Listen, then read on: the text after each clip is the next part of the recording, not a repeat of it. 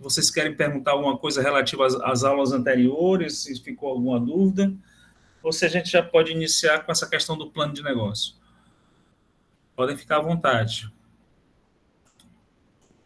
Podemos começar, professor, por mim, sim. José Antônio, por favor. Professor, boa noite a todos. Eu queria lhe perguntar referente ao Fórum 3 seu, que não estava conseguindo responder, mas eu olhei lá a data, ele só abre dia 12, né? Não, era para estar aberto. Porque lá tem a data de dia 12, mas não dá para responder, não aparece responder tópico, não aparece. Qual é a sua turma de que Castelo do Piauí. castelo, né? Não, eu revisei tudo. Deve ter algum. Vou ver então lá de novo, tá bom?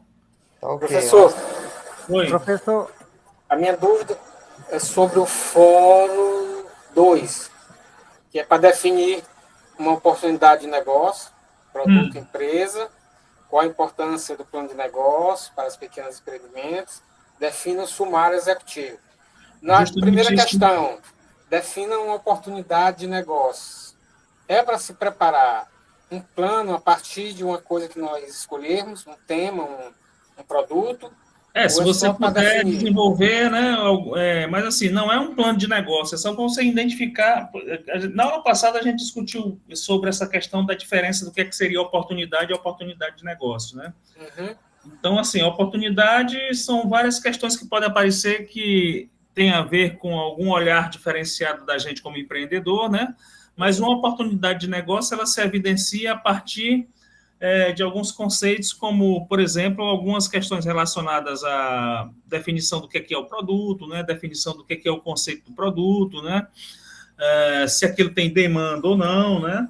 Então, assim, é meio que uma discussão sobre se aquilo que você pensa como produto ou serviço, se de fato ele tem viabilidade, né? Como oportunidade. Okay. Certo? Entendeu? Ok, professor. Está claro agora. E aí você escolhe e faz uma dissertação, não é isso? Uma pequena dissertação para você demonstrar, né, por que aquilo para você é uma oportunidade de negócio. Né? Ok, compreendi. Amanhã estará no fórum. Obrigado. Obrigado, senhor. Ok, gente, vamos lá, então? Bom, então, boa noite a todos, bem-vindos, muito obrigado mais uma vez pela oportunidade da gente estar junto aqui, né? Hoje é o nosso último encontro, né? Já queria estender aqui, né? Que já começa a sentir saudade da turma, né? Porque foram encontros importantes, interessantes, né? Boas discussões. Então, eu já deixo aqui, né? A minha gratidão, né? E o agradecimento a todos pela oportunidade de estarmos juntos, tá? Então, hoje, a nossa discussão é acerca do que seria um plano de negócio. Tá? Nós não vamos avançar em todos os pontos, porque nós não temos tempo para isso, né? Mas a gente vai dar aí um norte, né, sobre o que seria isso, e a gente vai discutindo a partir de algumas questões. Mais uma vez, eu queria enfatizar que tem um livro interessante lá, que é O Segredo de Luísa, que ele traz todas essas etapas de forma clara, né, com uma linguagem bem acessível, né, para você entender bem como é que a gente pode desenvolver um plano de negócio dentro de uma visão mais prática, né? Então, assim, leiam lá aquele livro que é muito interessante. Então, hoje a gente vai falar de plano de negócio, tá? E aí, dentro de uma questão de introdução do que seria plano de negócio, nós temos esses dois conceitos a priori, né? Um planejamento e o que é negócio, né? O negócio em si, ele se dá a partir daquilo que a gente discute como oportunidade, né? E a partir de negociações, né? A partir de definição do que é produto, né? Mas para isso a gente precisa ter planejamento, né? Como a gente já viu na aula passada, né, em alguns momentos da discussão, um planejamento ele se dá a partir de uma formalidade, de uma formalização de etapas, né? Então, por exemplo, se eu fosse pensar num planejamento estratégico, né, a gente tinha aí a definição do que seria a primeira ideia, o conceito do que seria essa oportunidade de negócio, e aí a gente ia tentar viabilizar aquilo dentro de uma perspectiva de um plano operacional, um plano de negócio que vai determinar todas as etapas para a gente conseguir atingir o nosso propósito, né, atingir os nossos objetivos. Né?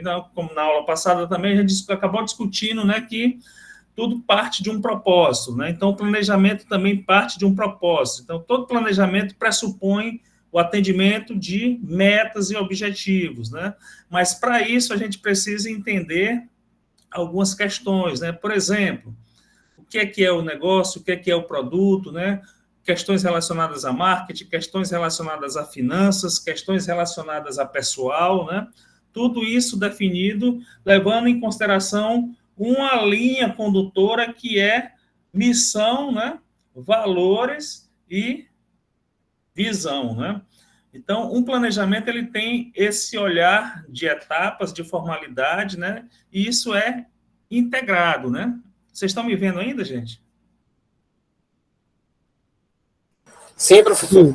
Sim. O slide também. Sim, Eu estou aqui com... estamos sim. Tá, porque para mim caiu a internet aqui, tá? Eu acho que eu vou colocar logo no...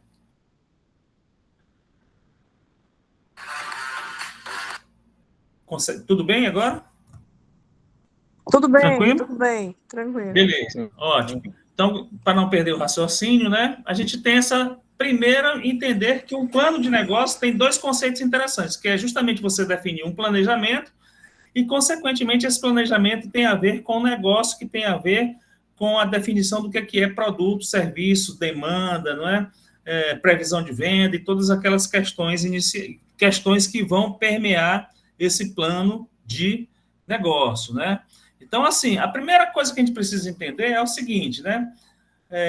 Se aquilo é importante, ou seja, vale a pena eu abrir, manter ou ampliar o meu negócio, então, dependendo do tipo de questionamento, a gente vai para um plano de negócio mais complexo ou menos complexo, né? Por exemplo, para abrir, né, um negócio, a complexidade é maior, né? Para manter um negócio, a complexidade é um pouco menor. Para ampliar o negócio, a complexidade também é um pouco menor. Isso não quer dizer que a gente não tenha complexidade, não tenha risco, não tenha incerteza, não é nada disso, né?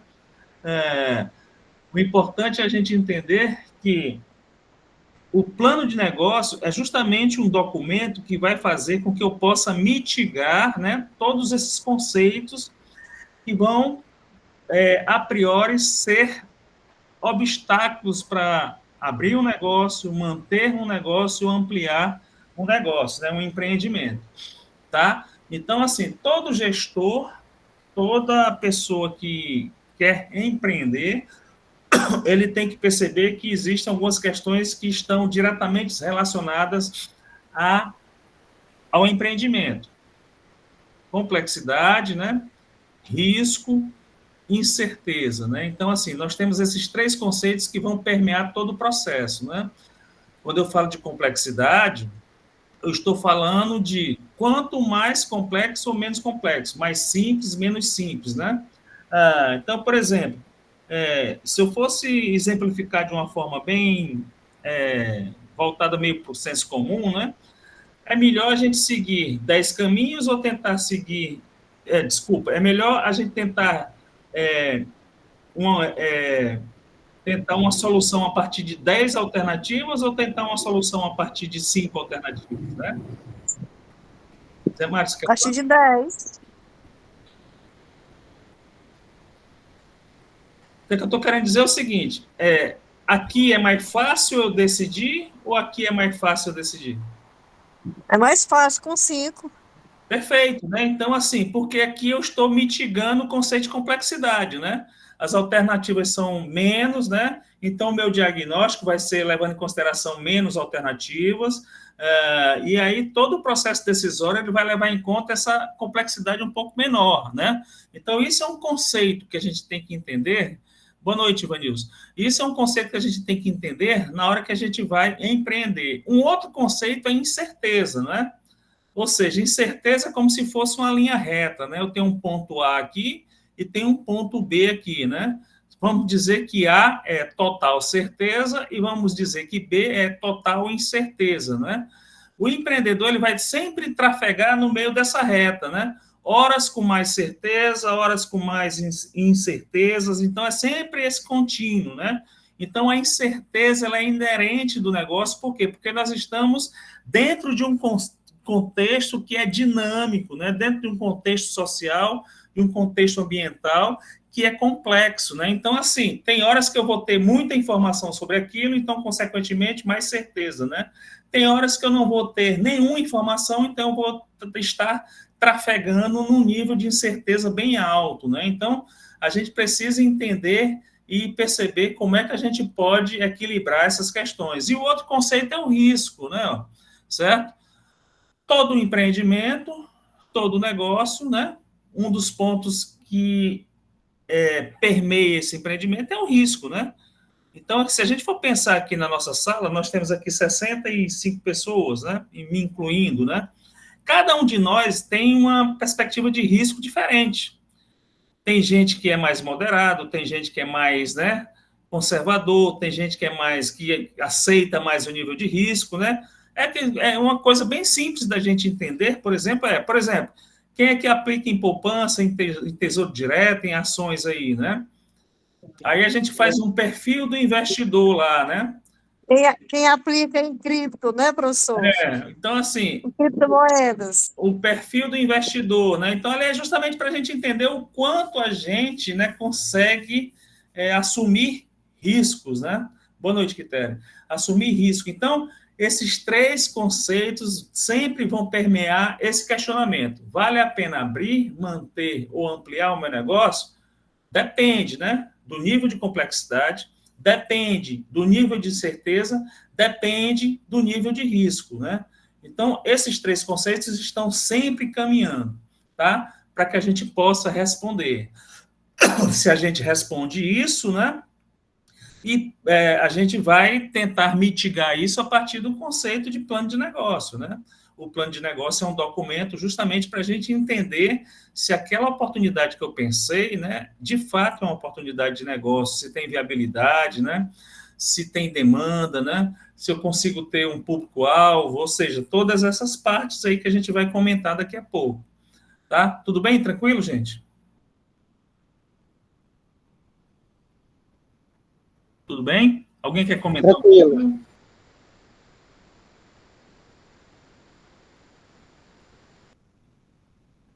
Beleza, então.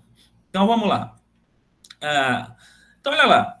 Um conceito, né, de plano de negócio. E aí a gente vai tentar clarear isso, aprofundar esse conceito.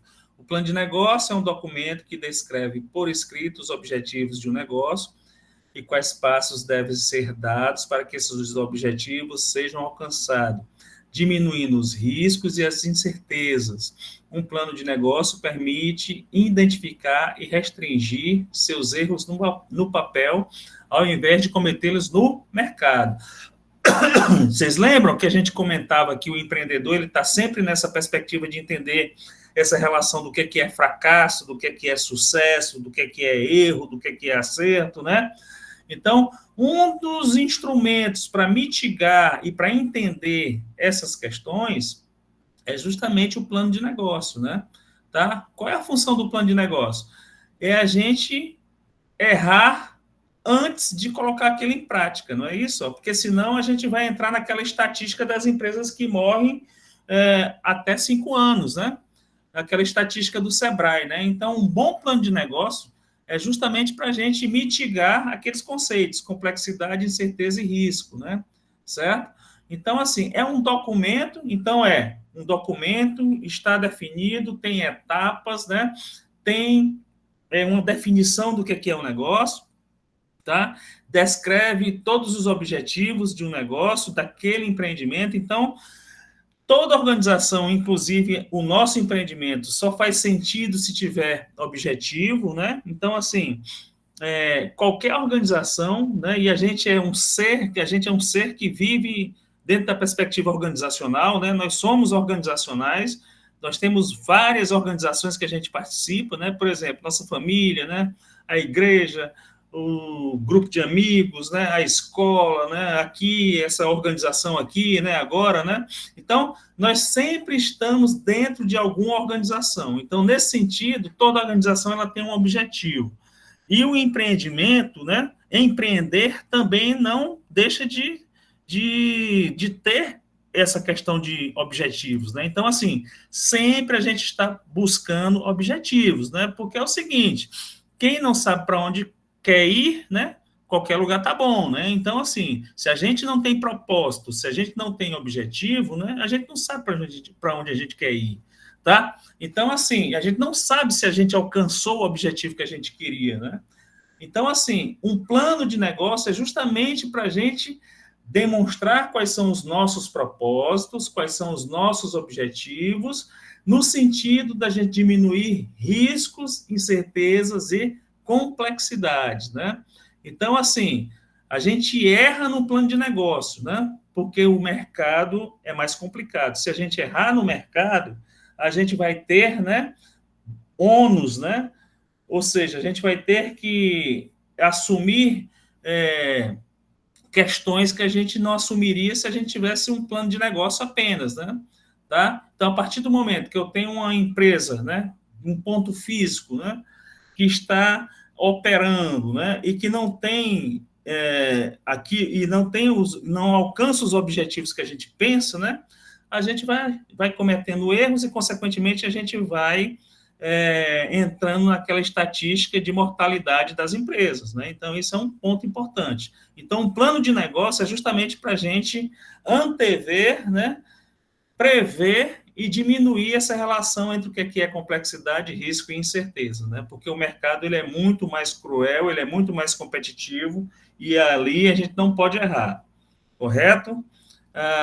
Então, assim, diante disso, o que é que a gente tem, né? Ora, o plano de negócio é para descrever o negócio, mas como? Descrever o quê, né? Descrever fornecedores, clientes, parceiros, funcionários, investidores, tudo isso tem que estar listado no nosso plano de negócio. E o plano de negócio ele se caracteriza também como uma estratégia de convencimento. Aí eu trago um primeiro questionamento aqui para a gente. Esse convencimento é para quê e para quem, né?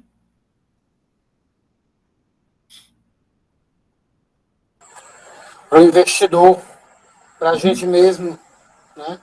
E as Muito bem. seguranças de onde está colocando o dinheiro, onde você quer colocar.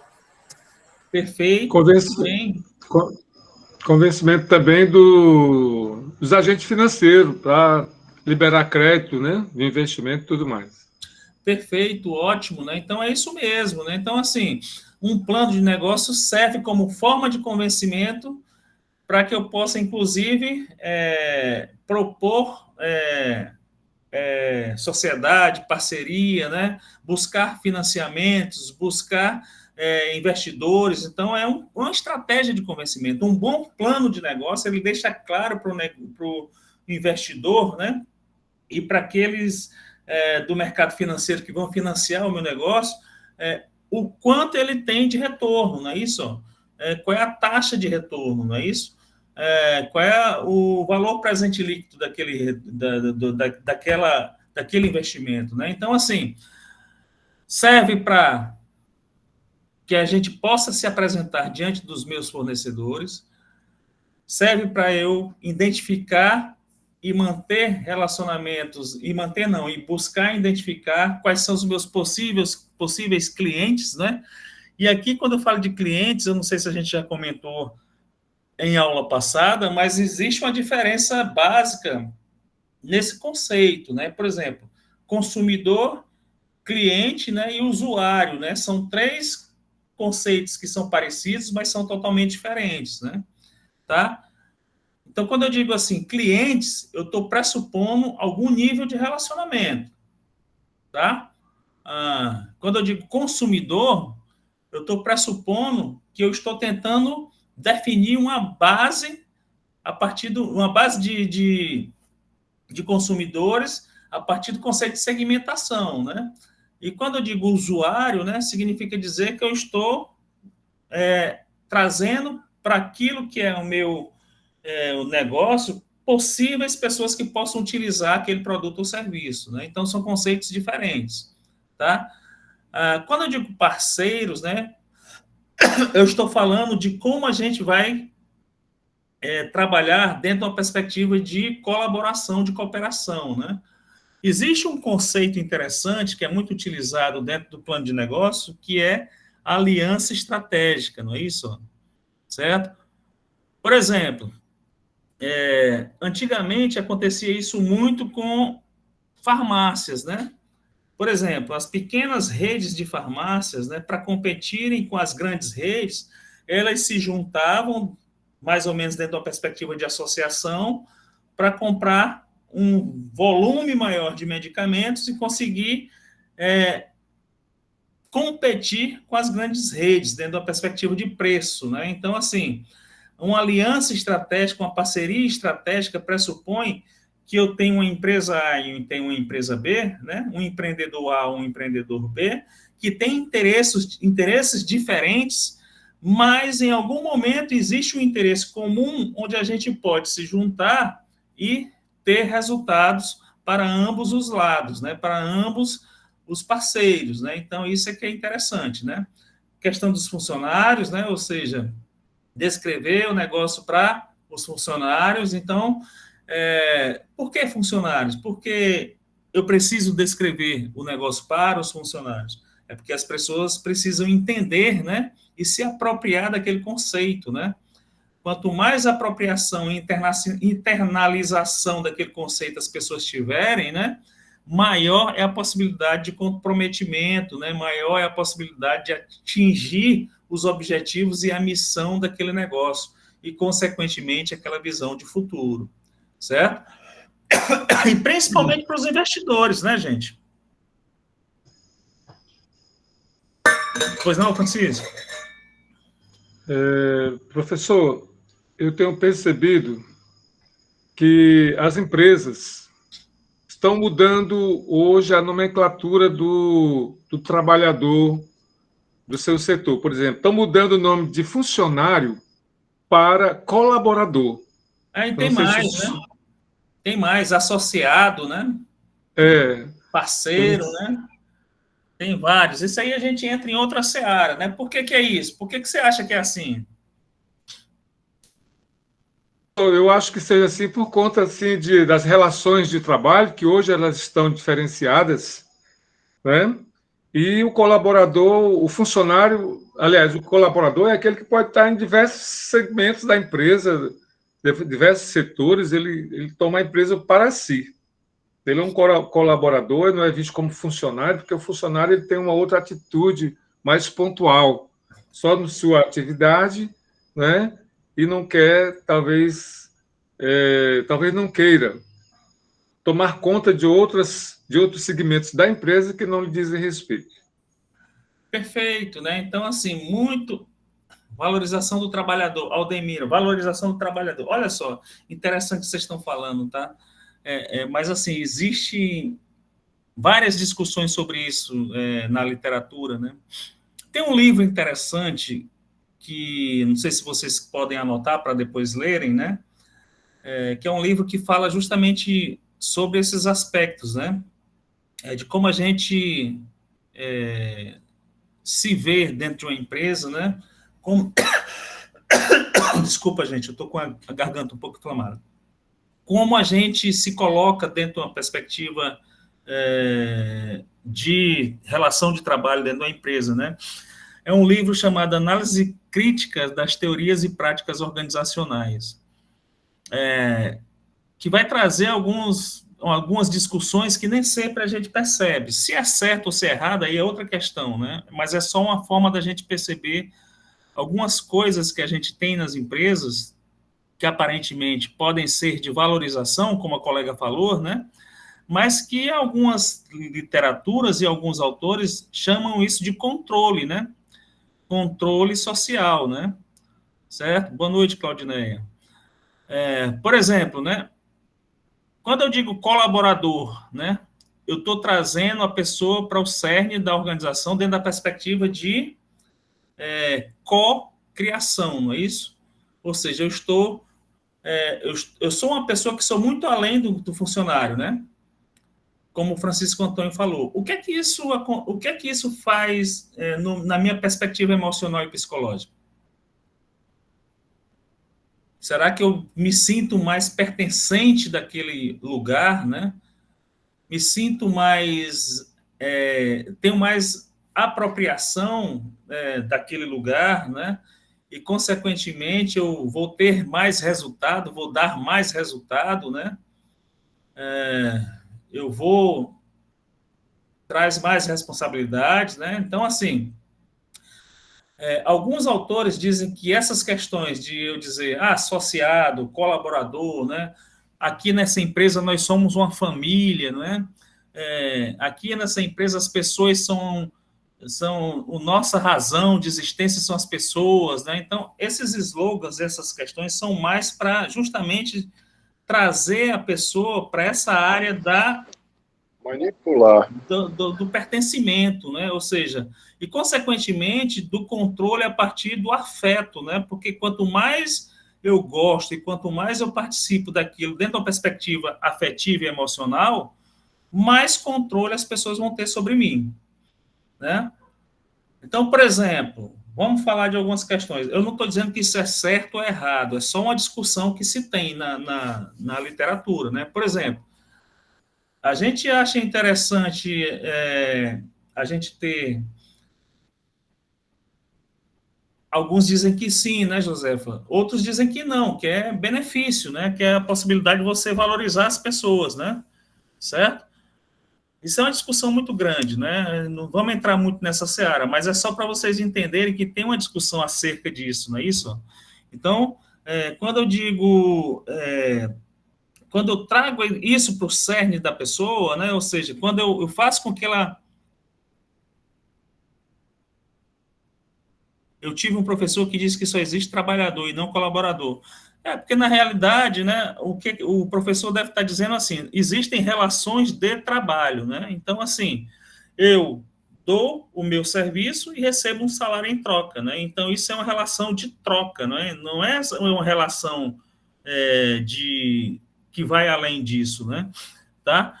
Mas o que eu queria dizer é o seguinte, que quanto mais eu pertenço, né? Eu pertenço àquele lugar, dentro da perspectiva afetiva e emocional, mais eu vou dar resultado para aquele lugar, para aquela organização. Se isso é bom, é ruim, aqui não é a nossa seara, né? Germano, por favor.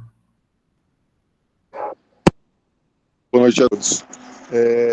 Existe uma evolução nesse lado de empreendedorismo. Há algum tempo atrás existia dizer que manda quem pode, obedece quem tem juízo. E a coisa foi evoluindo e o patrão passou a ser o líder e o líder sentiu a necessidade de trazer os funcionários para a empresa, trazer os funcionários com comprometimento para a empresa. Então, existe agora, hoje, esse termo de colaborador para transformar a mente do empregado ou colaborador para ele se envolver e produzir mais. Porque muitas vezes, como o colega já disse, o empregado ele visava apenas cumprir, limitava-se apenas a cumprir o seu serviço. Já o colaborador, quando ele se sente colaborador, ele estende os seus serviços em outros setores, ele zela pela empresa, e isso todos têm a ganhar, principalmente a empresa. Então, ser colaborador, co-participação, co-responsabilidade junto à empresa e aos clientes dessa empresa. Então, esse termo de colaborador, de parceiro, também tem essa função de trazer o funcionário para a participação das diretrizes da empresa. Em algumas empresas, eles têm também uma participação financeira diante dos resultados. Perfeito, correto. Germano, desculpa, eu interrompi, me perdoe, desculpa. Germano? Germano? Ok, então vamos lá. Então o Germano falou bem, né, sobre isso, né? Então o que é que se quer, né? É que eu mantenha, dentro da perspectiva de alguns autores, o controle dos comportamentos, né? Então, quando eu coloco a pessoa dentro da perspectiva de afeto e de vínculo emocional, né, as coisas fluem mais fácil. E como é que isso se dá? Se atribuindo a ele algo que vai além do que propriamente só aquela relação de trabalho comum, né? Boa noite. Então, esse é um ponto importante. Tá? Então, tem esse livro que é super interessante, que é a análise crítica das relações, análise crítica das práticas e teorias organizacionais. E tem um outro livro também que é interessante, que ele foca justamente na figura do gestor, do gerente, né? Que é a gestão como doença social, né? Que é justamente para a gente entender como é que a gestão se configura dentro das organizações e como é que isso afeta as relações dentro da organização. Perfeito, gente? Tranquilo? Professor, para complementar, os gestores chamam os funcionários, os colaboradores, como clientes também. Tem uma visão Sim. de que os colaboradores também são clientes e merecem toda a atenção e o zelo como clientes. Perfeito, ótimo, né? Tá correto. Então é isso mesmo, tá? A discussão ela se dá nesse nível mesmo, né? Então assim, quanto mais próximo, né, da empresa, mais eu internalizo a cultura organizacional daquela empresa e, consequentemente, mais eu entrego no que se refere à missão e à visão daquela empresa, não é isso? Quanto mais eu internalizo a cultura, a partir desses conceitos que a gente vai trabalhando dentro da perspectiva emocional, né, da perspectiva relacionada com afeto, né, e aí mais a gente vai mantendo o equilíbrio dos comportamentos, porque, na realidade, o que é que toda empresa quer, né? O nível menor de conflito possível, né? Para que eu possa atingir o máximo de resultado dos objetivos, né?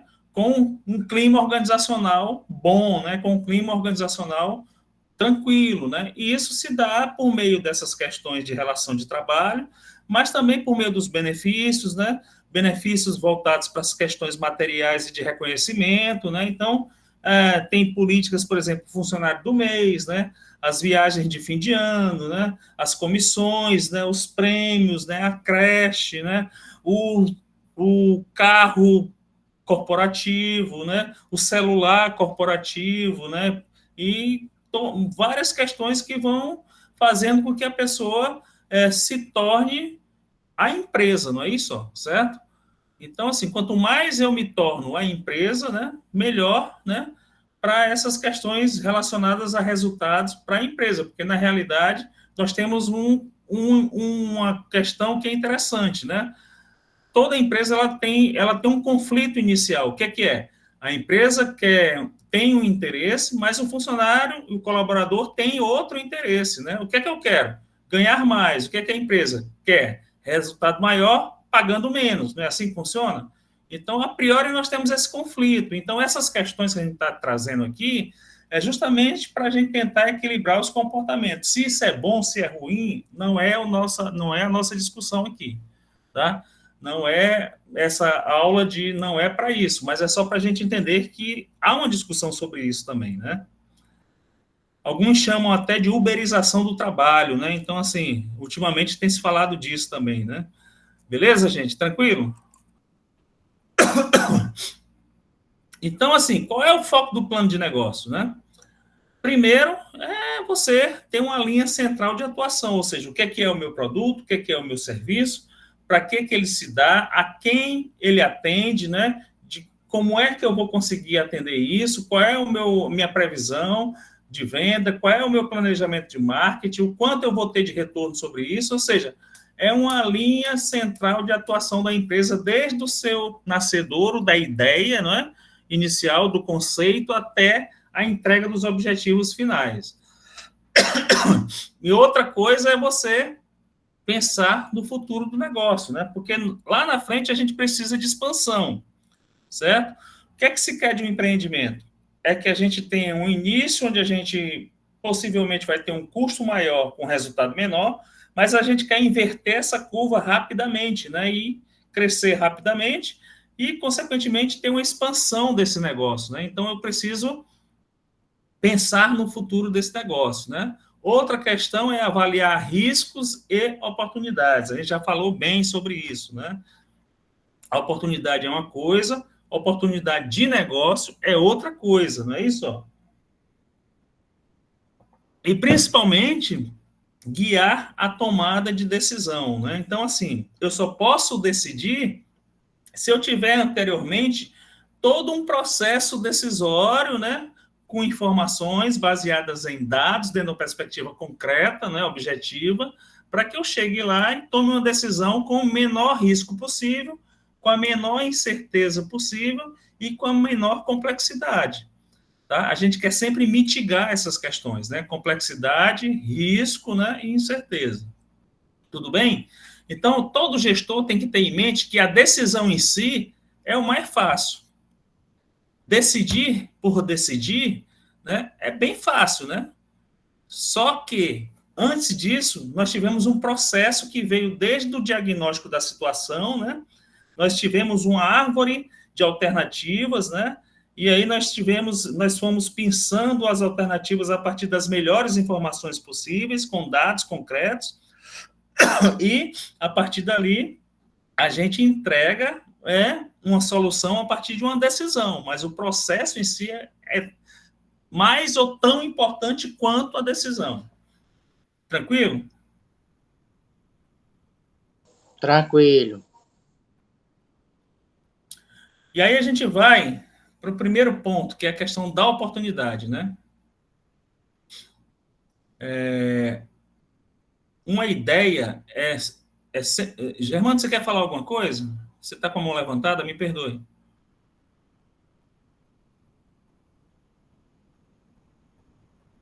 Bom, então, assim, uma ideia é sempre diferente de oportunidade. A gente pode ter várias ideias. A gente pode ser criativo, né? Mas nem sempre a nossa criatividade gera uma ideia que vai se transformar numa oportunidade. E, além disso, em uma oportunidade de negócio, né? Esse é um ponto importante, né? Então, não sei se são da época de vocês, mas é da minha, né? Quando eu falo ideia, eu estou falando daquele insight, né? Do primeiro, né? A lâmpadazinha. Lembra do professor Pardal, né? O inventor, né? Lá da Disney, é aquele cara que tinha ideia, né? Que era criativo, que era um inventor, então ele tinha um conceito diferente da realidade, mas nem sempre aquilo se torna uma oportunidade de negócio, né? Certo? Se você tem uma ideia que você acha que é revolucionária, né? Pergunte a si mesmo e aos seus sócios esses questionamentos. Mas antes eu quero mostrar para vocês esse conceito, né? Revolucionário, né? Esse conceito para a gente aqui não é a questão de ser um revolucionário na perspectiva política, mas é uma revolução focada no conceito do Schumpeter, né? Que é o Joseph Schumpeter, lá de 1949, que foi o cara que deu o pontapé inicial para a discussão sobre inovação e empreendedorismo, certo? Que é o conceito de destruição criativa, né? Ou seja, você destruir o velho para construir totalmente novo, não é isso? Algo totalmente novo. Germano, você queria falar naquele momento? Perdoe, porque você estava com a mão levantada.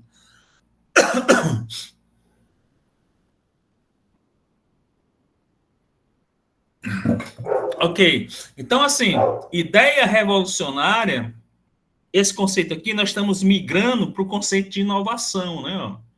Certo? Então, o que é uma inovação? Nós temos vários conceitos de inovação. Nós temos o conceito de inovação incremental, né?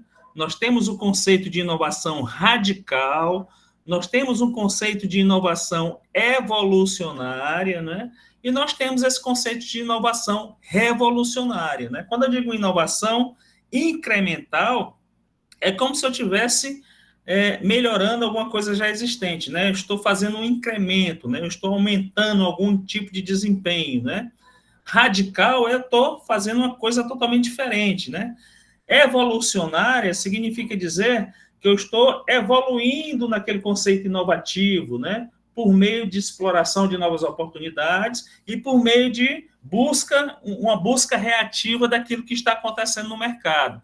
Agora, quando eu digo ideia revolucionária, né, eu estou dizendo que a inovação que vem daí é uma inovação que gera uma tendência, né, que gera uma mudança social, que transforma a sociedade em algum nível, né? Por exemplo, né, a internet, né, ela foi revolucionária, ela foi uma inovação revolucionária, porque transformou a sociedade totalmente, né? A inteligência artificial hoje também se configura como um conceito revolucionário, porque a sociedade não vai ser a mesma a partir da utilização da inteligência artificial, certo? Então, assim, se a gente tem esse conceito meio que revolucionário, a gente tem que se perguntar, né? Olha, isso é tão revolucionário, mas eu preciso entender. Quais são os clientes que a gente vai atender com isso? Certo? Então, o primeiro ponto é entender. Tem demanda? Né? Existe um público-alvo? Existe uma segmentação possível? Essa segmentação pode se dar de que forma? Por meio demográfico, por meio psicográfico, não é isso? Como é que eu vou fazer isso? Né? Então, eu preciso entender isso. A outra é qual o tamanho atual do mercado e quanto ele vale, né? Em reais e em número de pessoas, né? Então, dependendo do meu segmento, eu tenho que entender o quanto aquilo vale em milhões de reais, né? Em bilhões de reais, né? Por exemplo, o e-commerce. O e-commerce só no ano de 2022 gerou 214 bilhões de reais no Brasil, certo? Então, assim, a gente precisa entender o que é isso, né? O mercado está em crescimento, está estável, né? Então, percebendo isso, né? É o que eles chamam de evaluation, né? Como é que eu vou crescer, né? O mercado ele está crescendo, é um mercado que está em declínio, não é isso? Se está estabilizado, né? Esse produto ele tem uma possibilidade de crescer rapidamente ou não, né? Então, assim, eu preciso entender isso, né? E quem são os concorrentes, né? Então, quando eu respondo isso, né?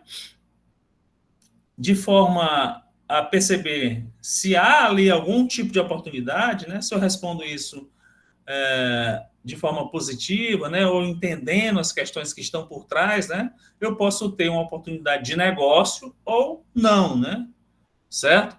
Então, esse é o primeiro ponto, né, um ponto de triagem, entre aspas, né, que a gente vai fazer. Marconi, por favor.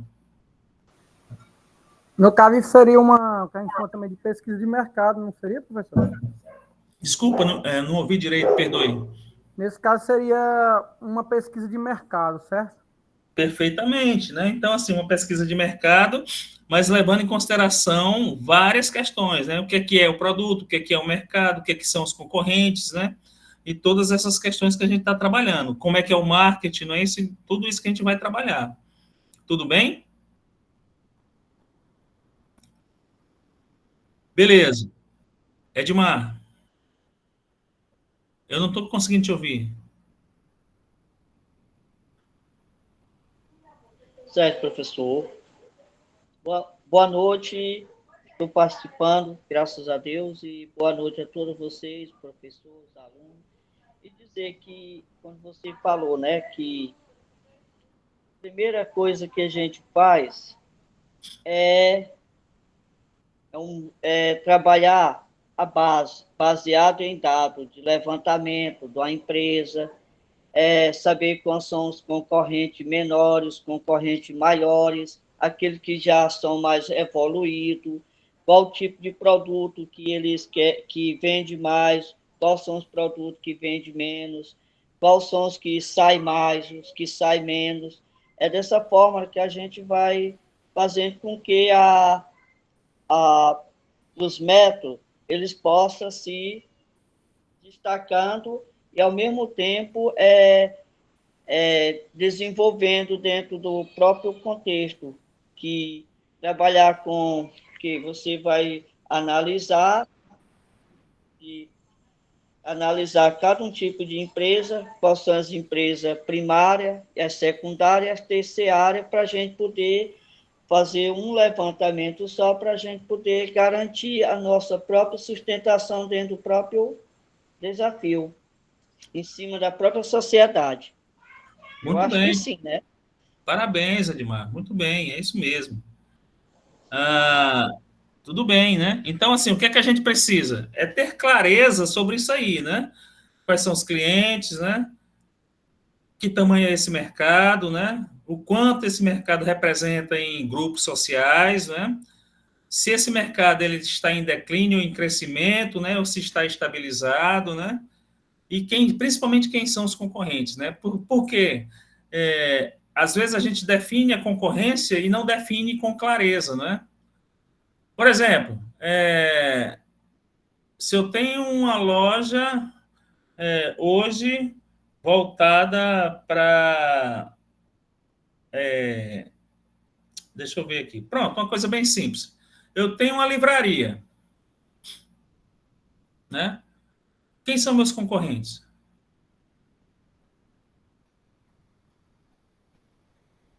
É um exemplo bem simples, só para a gente entender. Nós temos dois concorrentes claros, né?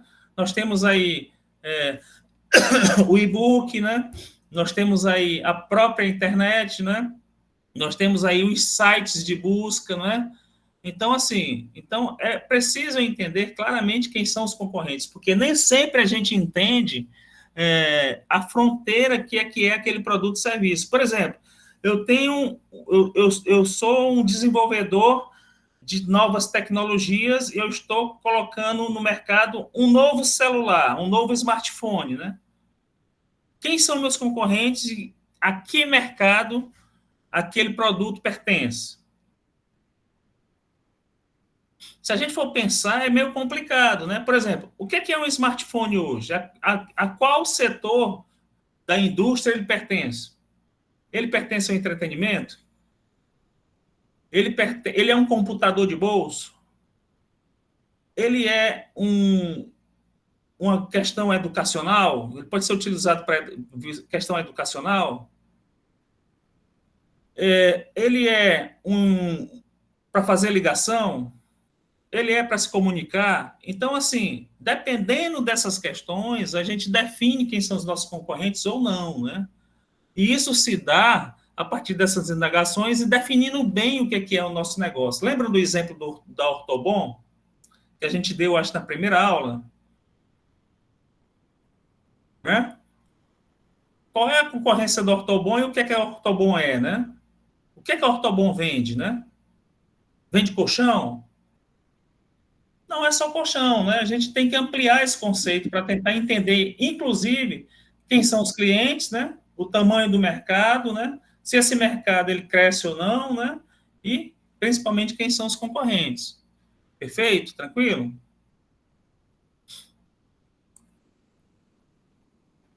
Pronto. Então, assim, para a gente identificar oportunidades, primeiro vem a ideia, né? Certo? E a ideia, ela se dá de várias maneiras, em vários lugares, né? E assim por diante, né? Por exemplo, teve um evento aqui em Teresina, né? Que foi super importante para isso, né? O Weekend Party, né? Que foi maravilhoso, né? Voltado para essa questão de inovação, de tecnologia, né? Todas essas questões. Ali naquele lugar, nós temos possibilidades infinitas de novas ideias, certo?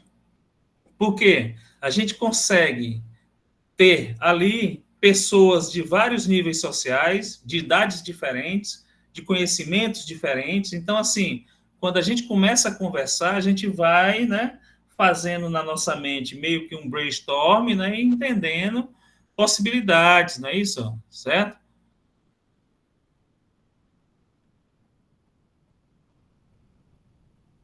É uma ideia isso aí? Ou é uma oportunidade?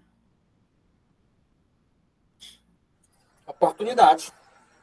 Está num centro desse com várias possibilidades, né? Você tem uma oportunidade de desenvolver uma ideia, trabalhar uma ideia, amadurecer, não é não?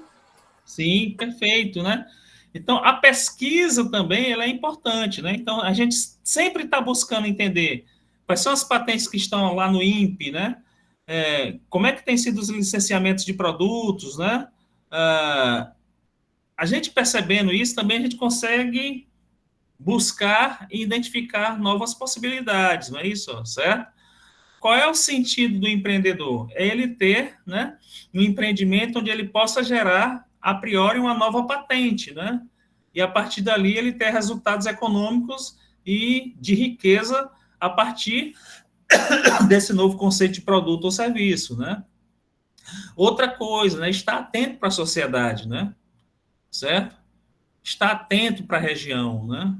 Existem tendências que são locais, existem tendências que são regionais, existem tendências que são nacionais, né, mundiais, né? Mas a gente tem sempre que entender que mesmo a gente estando no lugar onde a gente está, no município que a gente está, a nossa visão ela tem que ser uma visão global, tá? Porque hoje em dia, né, se a gente for perceber dentro de uma visão mais ampla, a nossa concorrência não é só a concorrência do nosso lugar, né? Ela é uma concorrência que se amplia enormemente para uma perspectiva global, né? Certo? Porque nós temos empresas concorrendo com a gente em qualquer lugar do mundo, né? A partir do e-commerce, por exemplo, tá? Então a gente precisa estar atento para essas tendências, possibilidades. Então o empreendedor é essa pessoa que consegue perceber, identificar, buscar, né? E entender quais são as mudanças que estão ocorrendo na sociedade. Quais são as mudanças que estão ocorrendo na nossa população, né? O que é que um movimento migratório ou não pode fazer, né? Trazer e assim por diante, né? Certo? Outra coisa é você estar sempre em feiras, né? Tem uma relação com institutos de pesquisa, não é isso? Tem a FAPEP no estado do Piauí, né? Tem a FADEX, né? Tem o IFP, né? Tem a Universidade Federal, né? Então, assim, tem gente trabalhando nisso nesses lugares, né? Então, é um lugar para a gente ter novas possibilidades. E sempre estar participando, né? De feiras, congressos, né? Porque assim a gente vai aumentando o nosso nível de percepção, né? Para aquilo que é empreendedorismo, para aquilo que é empreender, né? Na figura do empreendedor. Perfeito, gente? Tranquilo? Aí a questão é, sim, professor, mas se eu for para esses lugares e demonstrar a minha ideia, as pessoas vão roubar a minha ideia. É assim que funciona?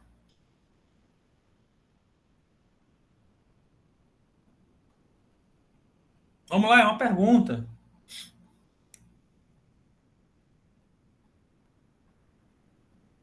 Daniel, sim, né?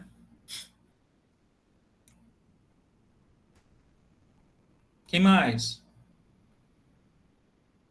Imitar, né? Ou imitar, né? Edmar, né? Frederico. Professor, mas antes da pessoa ter a própria ideia em si, ela já tem que ter na mente que ela tem que ir no cartório e registrar, não é verdade? Assim, depende, né? Então, assim, nem Quer dizer, sempre... a patente, né? Que eu creio que seja uma patente, tipo uma música, um objeto que ela cria, uma coisa, ela tem que registrar, tem que fazer a mesma coisa que segue, assim, desse tipo? Não. Quando a gente fala de direito autoral, sim, né? Mas quando a gente fala de desenvolvimento de produto, tecnologia, a gente está falando de patente, né? Alguém levantou a mão, Edmar, depois Frederico. Então, mas é nesse sentido, se você vai numa feira, se você quer divulgar a sua ideia, então você já tem que ir resguardado de tudo isso, que se você vai apresentar algo, você tem que se resguardar, de ter a patente já autenticada no cartório, certo? Sim, geralmente quando a gente vai para uma feira apresentar algum produto, serviço, é porque aquele produto ele já está, né, bem encaminhado, né? Ele já foi incubado, né? Ele já passou por um hub de inovação, né? Ele já tem todo um caminho, né? É verdade. Já foi uma startup, né? Então essa startup ela foi incubada, depois ela foi acelerada, né? E aí a gente já vai meio que um caminho já está andado. Então, quando uma startup começa, né, ela começa como aquilo que a gente está dizendo agora, é uma ideia, né? Mas aí a gente vai para uma incubadora, né, vai para uma aceleradora e aquilo passa e até chegar numa patente, não é isso? Edmar, você quer falar?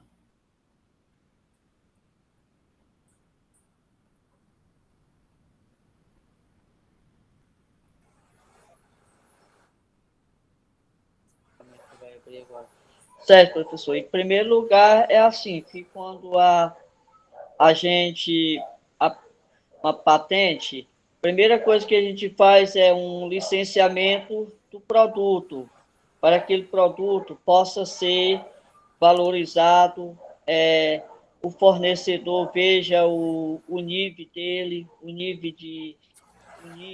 tanto o nível do produto como o nível da própria produção, como ele foi produzido, para ele ter mais resistência ao mercado e ao consumidor, para ele poder ganhar a própria concorrência em cima de cada uma dessas entidades. Perfeito, Então, né? Só. Perfeito, correto. Frederico, você quer falar? Professor, boa noite a todos. Pois não. Ok. Eu sou de BH, Minas Gerais, né? Então, eu trabalho com pão de queijo. E aí, o pão de queijo aqui, né? Eu acho que todos sabem que a concorrência é imensa, né? Porque é o patrimônio do Estado, né? Patrimônio material. Então, nós temos o que a gente tem que tentar na questão inovação não tem, porque todo mundo trabalha com pão de queijo, mas na qualidade. Sim. Onde a gente pode pegar ali, resgatar alguns clientes e fidelizar alguns clientes, né? É a qualidade do produto que vai contar nesse momento aí. Então, eu acho que tem essa variação também, né, da qualidade do produto, por não ter inovação, porque já existe. Então, essa qualidade aí é o que conta nesse momento da venda, né? Frederico, é engraçado você estar falando que o exemplo que tem lá no livro Segredo de Luiza é de uma pessoa de Minas Gerais. Sim. Perfeito. E tem um detalhe que você falou, né? Esse conceito de qualidade, Frederico, eu acho que não diferencia muito mais, não. Tá? Porque a qualidade ela é um ponto necessário para você estar no mercado, né? Correto. Se o teu pão de queijo ele não tem qualidade, né? Quando eu falo qualidade, eu estou falando de um conceito amplo, né?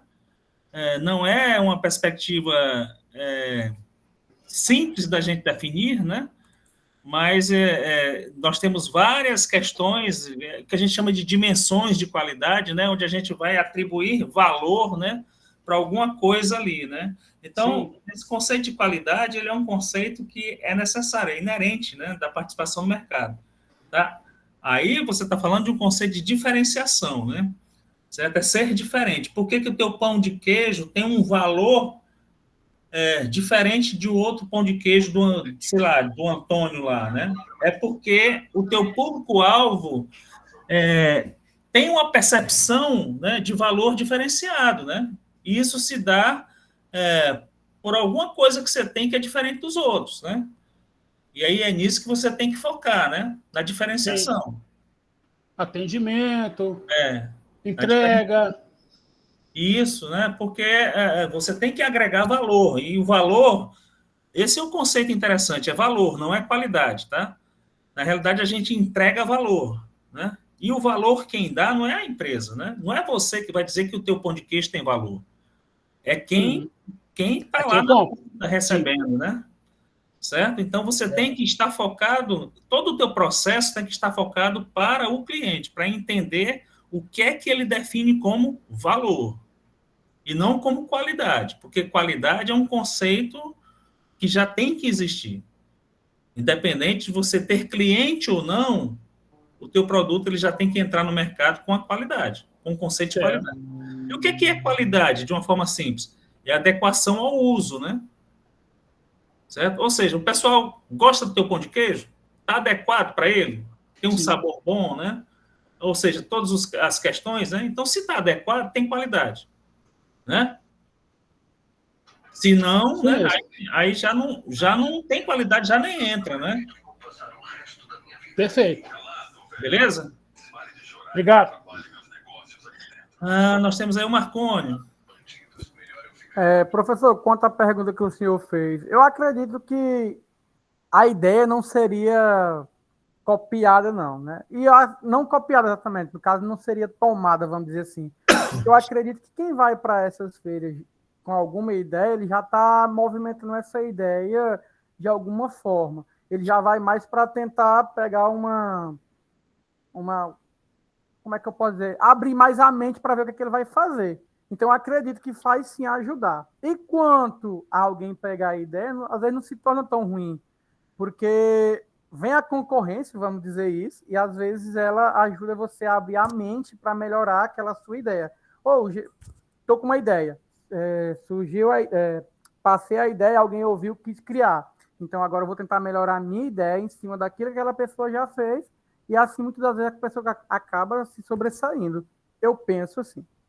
Perfeito. Então, assim, essa questão de você esconder as 7 chaves daquilo que você pensa, algumas pessoas acreditam que é o melhor fazer, né?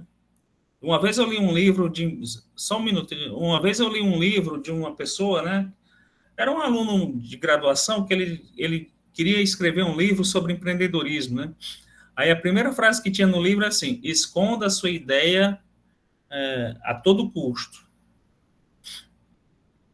Olha só, como é que você vai validar essas ideias se você não discute ela com pessoas que estão ali dentro daquele contexto, né? Você precisa validar a sua ideia, né? E você só valida se você começa a discutir ela com pessoas que são mais experientes do que você naquilo, né? Até mesmo, hein, professor, para saber se é uma ideia válida ou não, né? Porque às vezes a gente fica com aquela ideia presa na gente ali, achando com medo de não passar à frente. E aí, às vezes, vai tentar e não é nenhuma ideia que ia fluir, vamos dizer assim. Perfeito. Teve uma colega aqui, eu não sei qual foi, que perguntou sobre essa questão de valor, né? O que é valor, né? Acho que foi a Daniela, ela botou aqui. O valor, professor, vem de que conceito? Tem várias questões. Tem o valor... O primeiro valor que a gente sabe é o valor econômico, né? Tem valor econômico, é bom, né? Então, assim, gera riqueza, né? Mas existe um valor que vai além disso, né? Que é muito mais importante para quem trabalha com produto e serviço, né? Que é justamente o valor, a percepção do conceito de valor, né? A percepção do conceito de valor é aquilo que é importante para mim mais do que é importante para o Edmar, por exemplo, né?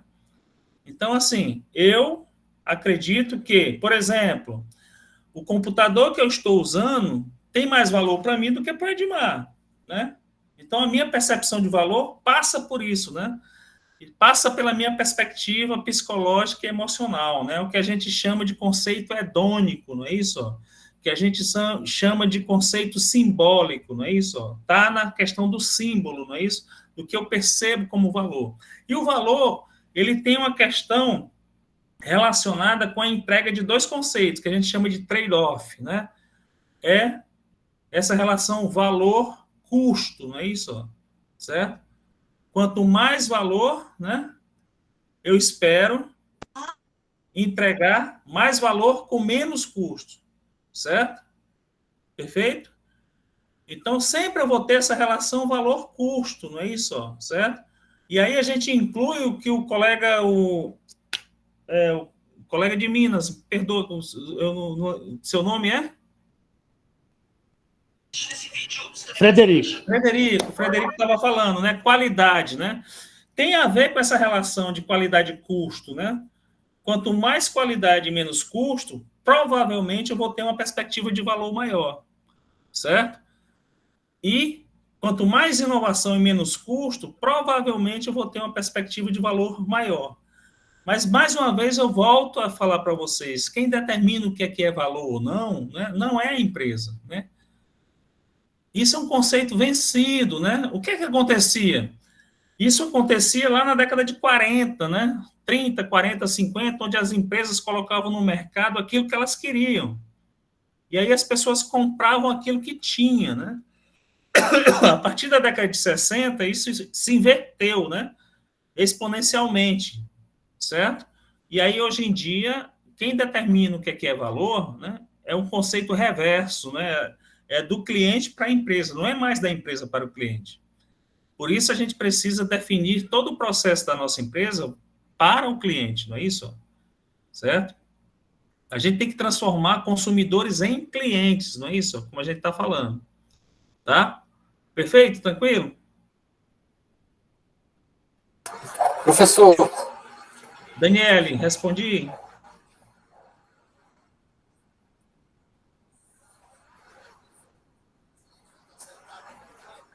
Sim, passa inclusive por essa. O marketing ele é primordial nisso, né? Qual é a função do marketing, do profissional do marketing?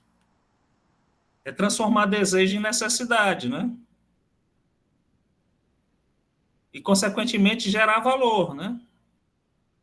Quer ver um exemplo simples de diferenciar o que é desejo e necessidade? E aí a gente vai voltar, a gente vai tentar evidenciar isso no marketing a partir da percepção de vocês, né? Ou vocês podem perceber isso claramente. Qual é a necessidade que o ser humano tem? A gente tem necessidade de beber uísque? Ou de beber Coca-Cola? Uísque sim, Coca-Cola não. Eu sabia que o Marcos ia responder isso. Mas a necessidade do ser humano é beber água, não é não? Sim, sim. De vez em quando é bom. O que eu estou querendo dizer com isso, né? É que a gente, né, a partir dos nossos desejos, a gente gera necessidades que não são necessárias, né? Tá percebendo a ideia? Eu preciso ter uma Ferrari? Ou um Golzinho já funciona?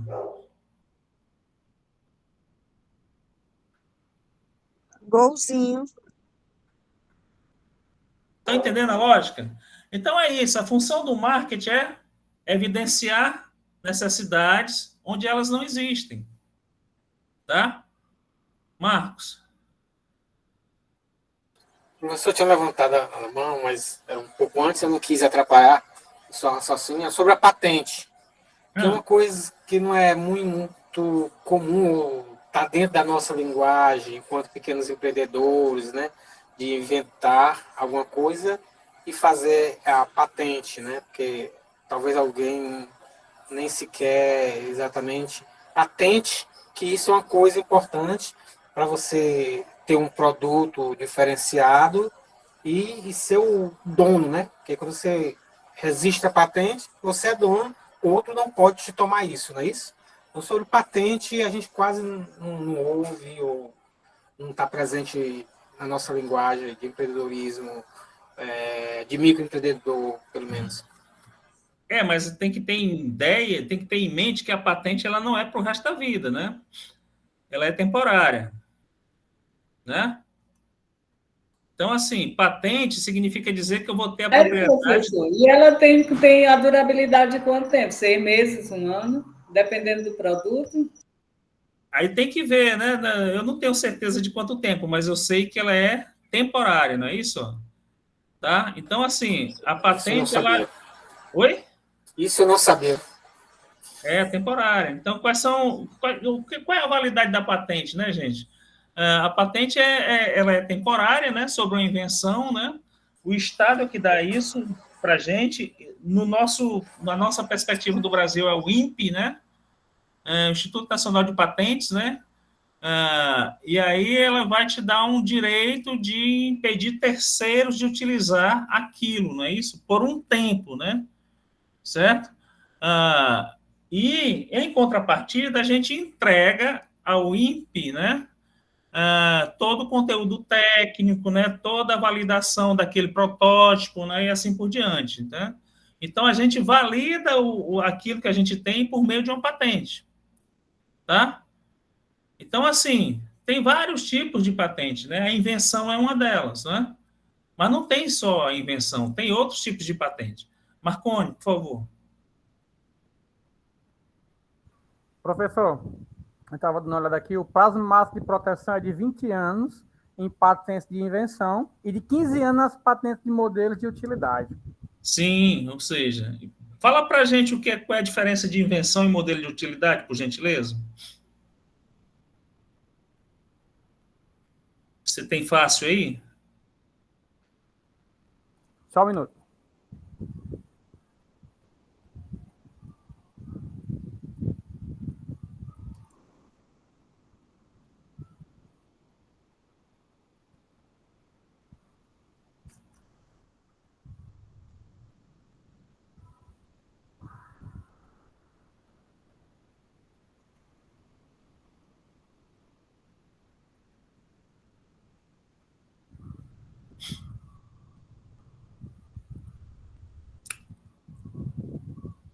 Conseguiu? Patentes de modelo de utilidade são objetos que, sem visar um efeito técnico peculiar, né, se destinam a melhorar o uso do objeto. Podem acarretar uma maior eficiência ou comodidade no uso do mesmo. É isso? Perfeito. Então, está muito ligado à questão da funcionalidade, não é isso? Certo? Ou seja, melhorar a função de alguma coisa, né? Melhorar um atributo, não é isso? Melhorar uma perspectiva de parte de um produto, né? De um projeto. Então, está muito nesse sentido. E a invenção, o que é? A invenção? Sim. Já disse que atende aos requisitos de atividades inventivas, né? Como o próprio nome já diz. Novidade e aplicação industrial. Perfeito, né? Então, assim, tudo aquilo que é novo, né? Tudo aquilo que é um conceito inovador, né? Ele pode entrar nesse cerne da invenção, né? Certo? Isso não significa dizer que invenção vai dar resultado, né? Tá? Invenção não é a mesma coisa que inovação, né? E nem a mesma coisa de criatividade. Tá? Perfeito? Perfeito, professor. Ok, então olha aqui, ó. Agora, nesse quadro aí que vocês estão vendo, nesse slide aí, é mais ou menos entender, né, o que é critério para a gente entender se aquilo é uma oportunidade que tem um alto potencial ou um baixo potencial de atratividade, não é isso? Certo? Então, quando eu quero identificar uma boa oportunidade, nessa literatura que a gente tem, que é justamente a literatura que tem lá para vocês, né, a gente leva em consideração alguns conceitos, né? Por exemplo, o mercado, né? A análise econômica, né? E aí a gente vai entendendo a partir dessa análise, não é isso? Por exemplo, no mercado, a necessidade dos clientes, a primeira aí, né? Uma atratividade alta significa dizer que eu identifiquei os clientes, eles são receptivos, e eles são atingíveis. Então, consequentemente, eu consegui segmentar bem, né? Aqueles grupos sociais a partir de alguns critérios, né? Por exemplo, idade, né? Gênero, estilo de vida, não é? Questão cultural, né? E tudo isso, né? E um baixo potencial, levando em consideração a necessidade dos clientes, é quando eu não percebo isso de forma clara, não é isso? Tá? Nós temos concorrência alta, né? Nosso produto não consegue atingir eles dentro de uma perspectiva de lealdade, não é isso? Eu não tenho foco e não defini bem o que, que são esses grupos sociais, né? Então, é isso, né? Outra questão do valor, né? Valor alto significa alto potencial, ou seja, uma atratividade grande, consequentemente, uma oportunidade grande, não é isso? E baixo potencial quando tem um baixo valor agregado, né? Quando eu gero pouco valor para aqueles usuários. Mas o valor, como a gente já discutiu, tem várias nuances, né? Valor econômico, valor simbólico, valor hedônico e assim por diante, não é isso? A gente vai entendendo isso, né? O ciclo de vida também é um critério quando a gente leva em consideração o mercado, não é isso? O ciclo de vida do produto, né? Ciclo de vida do serviço. A gente tem que entender que, como agente, todo produto, né, ele tem esse crescimento, nasce, né, cresce, né, fica estável, depois envelhece e morre, não é isso?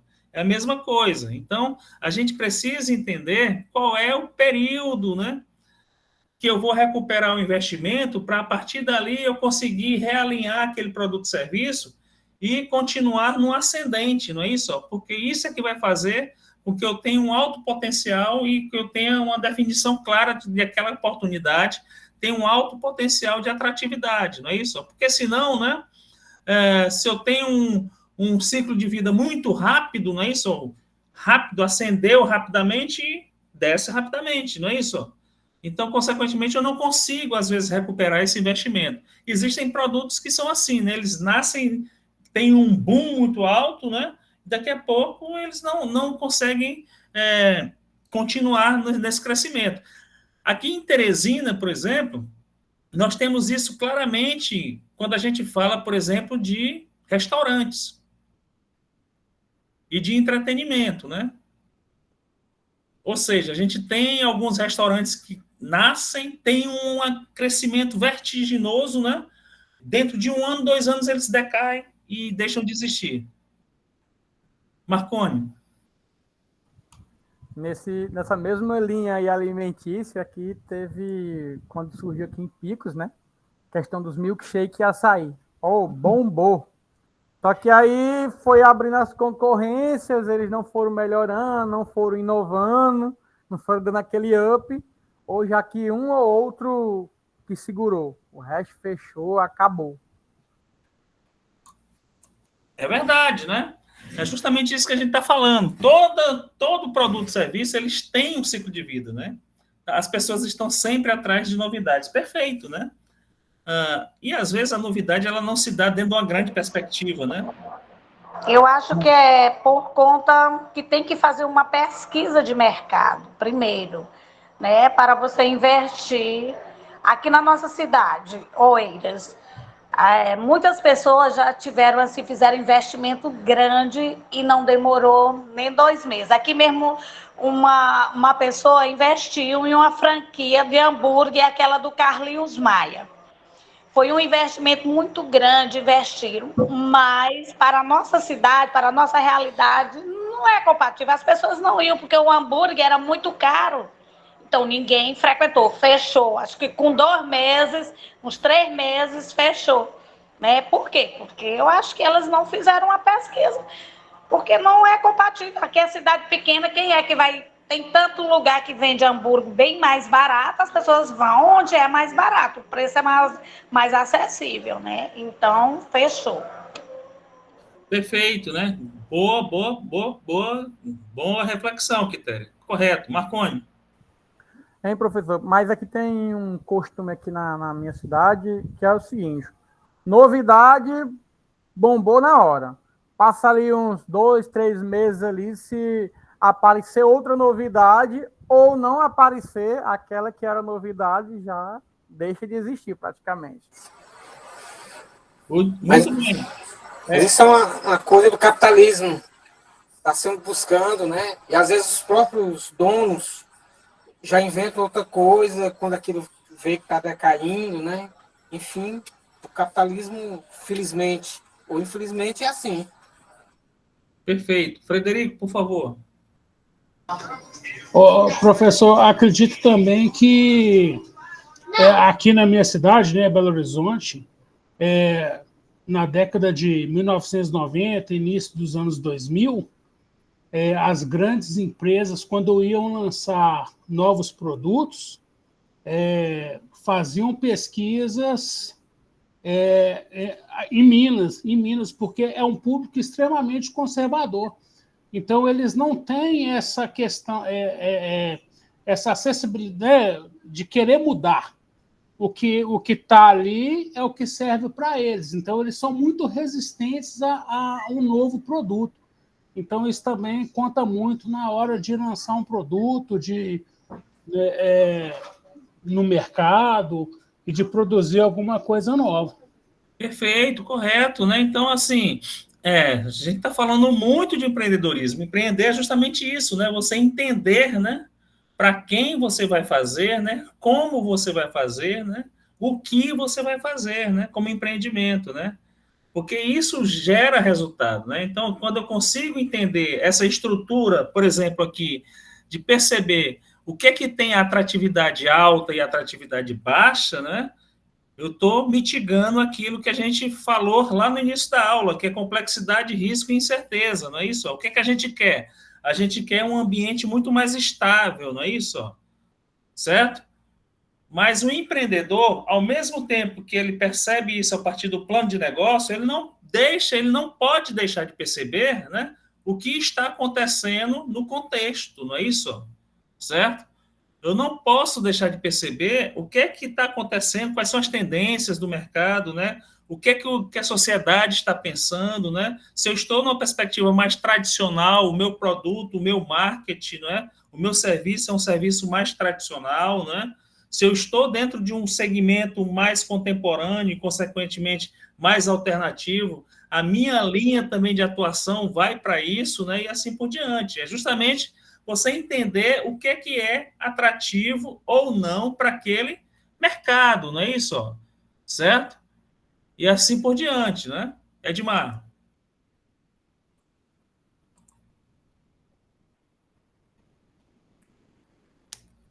Edmar? Pronto. Sim, professor. Quando a gente fala de inovação, a gente está falando de que o mercado, que a gente chama mercado de produções de produto, né? Trabalhar com, em primeiro lugar, a gente entende o quê?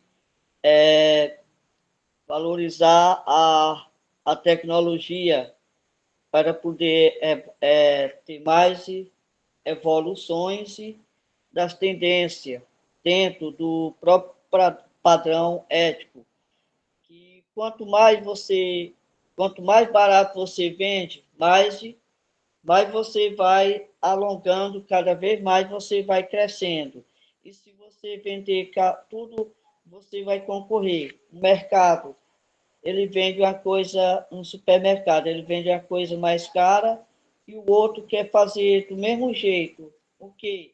Ali eles estão todos dois o quê? Fazendo, batendo cabeça, e além disso, nenhum cresce e nem desenvolve.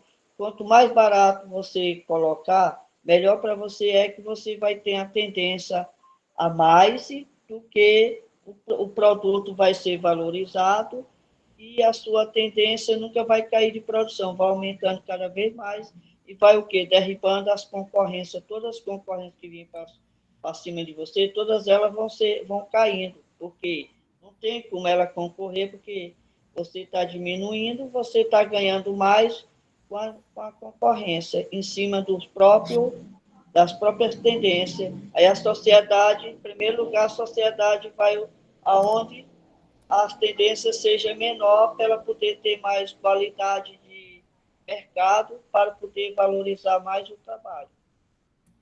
Eu acho que é assim, né? Sim, perfeito. Eu coloquei aqui no chat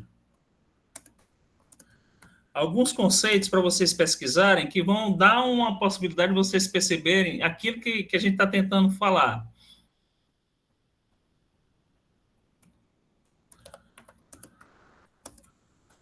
Bom, eu coloquei aí 2 conceitos, depois vocês vejam aí com calma, tá? Um deles é um conceito chamado Estratégia do Oceano Azul, que é um livro, né? E o outro conceito é o modelo das forças competitivas do Porter, né? Tá? Quando a gente fala de posicionamento e quando a gente fala de vantagem competitiva, que é o ponto central para a gente continuar no ascendente dentro do mercado, né, você ter vantagem competitiva, uma das formas que a gente precisa entender, uma das duas formas que a gente pode utilizar para analisar é esse modelo que está aí, né, o modelo das forças competitivas do Porter, tá? E uma outra forma de pensar é esse livro aí que é interessante também, né, que é Estratégia do Oceano Azul. Pensem isso depois, leiam isso depois, vocês vão perceber e vão abrir a mente para outras possibilidades. Então, não sei se os colegas já conhecem, né? Se conhecem, me desculpem, mas são 2 livros, duas formas de pensar bem interessantes, tá? Então, continuando aqui, o que a gente quer mesmo é vantagem competitiva, né? Então, assim, o que vai fazer com que eu tenha valor, né, o que vai fazer com que eu tenha resultado, o que vai fazer com que o meu empreendimento ele tenha uma diferenciação em relação aos outros, um posicionamento melhor em relação aos outros, é esse conceito de vantagem competitiva. Mas o que é vantagem competitiva, gente? Vantagem competitiva, a priori, é você fazer mais do que o outro, né? Estar sempre acima do que o outro, inclusive na perspectiva econômica. Então, o Frederico, ele vende um pão de queijo, né? Que é maravilhoso, tem uma qualidade maravilhosa, né? Ele é um pão de queijo diferenciado, os clientes têm um conceito de valor diferente, mas se ele não consegue um resultado econômico acima das outras empresas, ele não está numa perspectiva de vantagem competitiva. Ele está num conceito de paridade competitiva, né? Ele está fazendo igual, né? Certo? Mesmo com todos esses atributos, tá? O que gera o conceito de vantagem competitiva é tudo isso e você ter um resultado econômico, inclusive, acima dos outros. Isso é vantagem competitiva, tá? E como é que eu consigo isso? Aí, nesse quadro, fica bem fácil da gente entender. Uma vantagem competitiva é quando eu tenho menos custo, não é isso? Custo fixo e variável. É aquela relação qualidade-custo que a gente estava falando. É, por exemplo, a gente ganhar em escala, não é isso? Certo? É muito melhor vender 1.000 pão de queijos a R$5 do que 100 pão de queijos a R$100. Estão percebendo esse exemplo meio que escatológico, não é isso? Você ganha na escala, não é isso? Então, consequentemente, você dilui o custo, né? Certo? Então, todos os custos fixos e variáveis, eles caem, né? Eles são menores. Então, isso gera um ascendente na sua vantagem competitiva, tá? Então, quanto mais custo, menos vantagem competitiva. Quanto mais custo, menos eu tenho no que se refere a essa relação qualidade-custo. Valor-custo, né? Lembrem que é sempre um trade-off, não é isso? É trocar, não é isso? É você ter uma escolha, não é isso? Certo? Eu quero mais valor, mas eu quero esse valor com mais custo ou com menos custo, certo? Aí eu tenho que perceber o que é importante para mim. Sempre é muito valor com menos custo. Isso gera vantagem competitiva, certo? Então, todos os processos do meu empreendimento, tudo aquilo que eu vou empreender, tem que passar por essa relação, não é isso? Tá? Então, uma oportunidade com alto potencial de atratividade leva em consideração o conceito de vantagem competitiva. E vantagem competitiva é ter menos custo em relação a todos os processos da minha empresa. Tá? Outro nível de análise de grau de vantagem competitiva é o controle que eu tenho sobre os processos. Sim, saber escolher o mercado que eu estou atuando, saber escolher o mercado que eu quero atuar. Isso é um ponto interessante, tá? Então, assim, eu tenho que ter controle, né, sobre o que é preço, sobre o que é custo, sobre fornecedor, sobre cadeia de distribuição, tudo isso, né? Porque, imagina, eu estou levando em consideração o exemplo do Frederico, porque é mais fácil para mim, né? Então, imagina eu ter só um fornecedor de trigo. Eu estou sempre à mercê dele, não é isso? Então, eu tenho que ter um controle sobre essa cadeia, não é isso? Certo? Eu tenho que ter essa relação, porque senão é o que o Porter diz, né? Poder de barganha do fornecedor, poder de barganha do comprador. Quanto menor o número de fornecedores, mais eles têm o poder de manipular o mercado, né? Puxar o preço para cima, não é isso? Fazer com que o mercado gire em torno dos interesses dele, não é isso? Então, a gente tem que ter sempre essa relação, certo? Fornecedor certo com preço baixo, mas não um único fornecedor, não é isso, Frederico? Eu tenho que ter, pelo menos, aí uns 2 ou 3. Isso, com certeza. Né? Porque um falha tem o outro, né? E aí a grande sacada é você entender e perceber o que é que ele te entrega, não é isso? Como produto, como insumo, não é isso? Se vale a pena ou não. Professor, porque, na verdade, fornecedores tem vários, mas só que, às vezes, o produto não é de qualidade. E aí você não consegue agregar no seu produto final. Perfeito. Então, a ideia é você ter... sempre pensando naquela relação qualidade-custo, né? Certo? Isso mesmo, correto. É sempre pensando nessa relação qualidade-custo, tá? Se vale a pena, né, manter o fornecedor ou não, né? E qual é teu relacionamento com ele, não é isso? Certo? Eu tenho que ter uma cadeia de fornecedores, né? Porque o pão de queijo não é só trigo, né? Tem outros insumos aí que vão. Sim, né? sim. São vários insumos. Vários insumos. Então, eu tenho que ter uma cadeia de fornecedores, né? E tenho que ter uma cadeia que possa me deixar sempre com um processo contínuo de produção, não é isso? Certo? Mesmo que em tempos menores, eu tenho que ter tempos de sazonalidade. Eu não sei como é que funciona o mercado de pão de queijo, eu não sou especialista, mas vamos pensar que tem algum momento do ano que a gente consome menos pão de queijo, né? Ou não, sei lá. Mesmo nesses tempos menores, eu tenho que ter uma relação clara de fornecedores para não deixar o processo descer, né, na linha, né, descer na curva, né? Certo?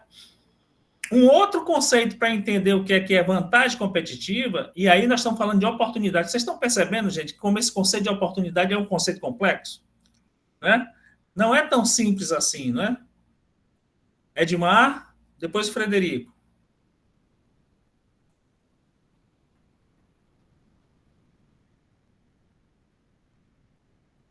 Edmar, depois o Frederico, querem falar? Professor. Oi. Hoje nós estamos vendo aí no Brasil, em relação às condições climáticas lá do Rio Grande do Sul, a questão do arroz. Né? Não tem nada a ver com pão de queijo, mas o arroz, a maior parte da produção do arroz do Brasil é do Rio Grande do Sul. Sim. Então, se eu não me engano, o governo está até fazendo leilão aí de arroz de outros países para evitar uma escassez de arroz no mercado. E os produtores lá estão super zangados com o governo por conta disso, né? Justamente. Perfeitamente. Né? O que não é justo, né? Porque, no final das contas, é bom para a população, né? É a população, justa. Porque se não tem né, a demanda existe, mas se não tem o produto para atender essa demanda, tem que existir outra forma de reparar. E tem um detalhe, né? Se a gente tem um produto em escassez como esse, né? A inflação aumenta, não é? Tudo piora, né? Para todo mundo, né?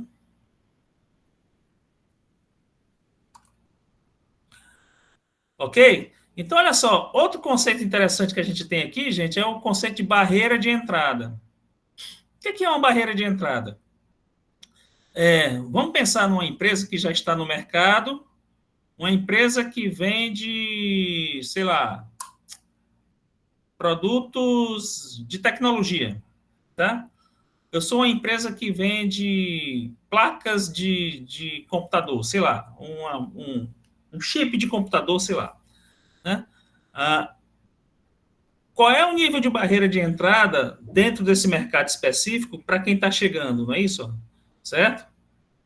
Nós temos dois caminhos aí. Nós temos uma barreira de entrada relativo a quem já está e a barreira de entrada relativa a quem está chegando. Então, assim, quando eu digo para quem está chegando, nós temos barreiras de entradas no que se refere a custo, no que se refere a inovação, no que se refere a pesquisa e desenvolvimento, né? No que se refere com gastos para você conseguir implementar esse novo negócio e assim por diante. Então, essas são as barreiras para quem está chegando. Mas qual é o sentido de quem está? É tentar aumentar essas barreiras para quem está chegando, né? Certo? Quanto mais possibilidade de aumentar a barreira de entrada para quem está chegando, mais o mercado se protege em relação ao que a gente chama de produtos substitutos. Certo? Porque é o seguinte, vamos pensar na indústria do arroz, né? Quantas marcas tem de arroz no Brasil, né? Não sei, né? Deve ter milhões de marcas de arroz, né? Qual é o grande problema disso? É porque esse setor específico, ele tem uma lucratividade ruim para todo mundo, né? Porque quanto mais produto substituto eu tenho, menor é a lucratividade do setor, né? Porque isso é diluído, né, por todos os participantes daquela indústria, daquele setor, certo? Então é mais ou menos isso que ele está querendo dizer aqui, né? Ó. Quanto mais barreira de entrada, melhor para quem já está e pior para quem está chegando, não é isso? Certo? E por fim, a gente tem aí o que a gente chama de equipe gerencial, né? Então, assim, quando a gente fala de oportunidade no que se refere à equipe gerencial, quem são as pessoas, como é que a gente forma essas pessoas e o envolvimento dessas pessoas com o negócio. É justamente aquilo que a gente estava falando lá no início, né? A questão do colaborador, do funcionário e assim por diante, né? Tá? Então, dentro da perspectiva empreendedora, as pessoas precisam ter competência, né? As pessoas precisam ter habilidade técnica, conceitual, né? As pessoas têm que ter uma visão multidisciplinar, não é isso? Tem que ter esse olhar geral do que é o negócio, não é isso?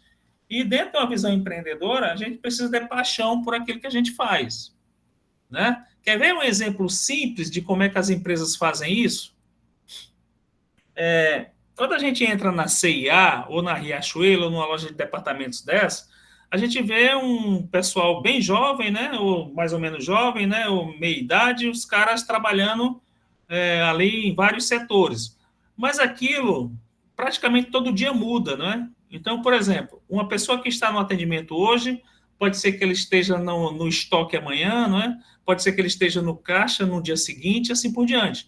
Porque é justamente isso que as empresas querem, é que as pessoas tenham apropriação e identificação com o que é aquela empresa. Então, uma das formas você passa por todos os processos daquela empresa e você gera um conhecimento total, geral, interdisciplinar do que é aquele negócio, né? E, consequentemente, né, a gente vai tendo uma visão multidisciplinar do que é aquela empresa. Então, é por isso que essas lojas de departamentos fazem isso. Quer ver? Prestem atenção, né?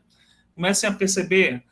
Quando a gente chega numa loja dessa, né, se a gente vai algumas vezes, a gente vai perceber que algumas vezes as pessoas trocaram de função, né?